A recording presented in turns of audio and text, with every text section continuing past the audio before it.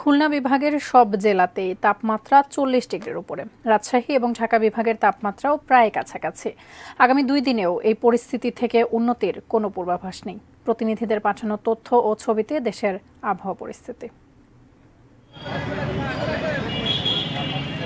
বৈশাখের শুরু থেকেই অতি তীব্র তাপপ্রবাহ বয়ে যাচ্ছে চুয়াডাঙ্গার উপর দিয়ে। সবচেয়ে বেশি তাপমাত্রা রেকর্ড করা হয়েছে এ জেলায়। মঙ্গলবার সকালে টাউন ফুটবল মাঠে সালাতুল ইস্তিসকা বা বৃষ্টির জন্য নামাজ আদায় করেছেন চুয়াডাঙ্গাবাসী।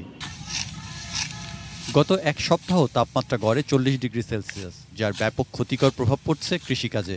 একটানা তাপদাহের ফলে আধা পাকা জমির ধান চিটা হয়ে যাচ্ছে। এতে ধানের ফলন কমে যাওয়ার শঙ্কায় পড়েছেন কৃষকরা। রাজশাহীতে গত কয়েকদিনের তুলনায় তাপমাত্রা কিছুটা কমে এসেছে। আকাশ মেঘাচ্ছন্ন থাকায় মঙ্গলবার দুপুরে তাপমাত্রা রেকর্ড করা হয় 36.2 ডিগ্রি সেলসিয়াস। তবে তাপমাত্রা কমলেও গরমের তীব্রতা কমেনি। অতিরিক্ত গরম বাতাসের কারণে গাইবান্ধায় পোল্ট্রি শিল্প হুমকির মুখে পড়েছে। জেলার প্রায় 3000 পোল্ট্রি খামারে প্রতিদিনই মুরগি মরে যাচ্ছে। মুরগি খাবার কম খাওয়ায় ডিমের আকারও ছোট হচ্ছে।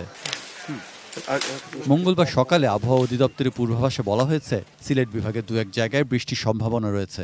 ভ্যাপসা গরমে মৌলভীবাজার চা শ্রমিক সহ খেটে খাওয়া মানুষের দুর্ভোগ কাটেনি। Saikat Dasgupta, desk report, ATN news.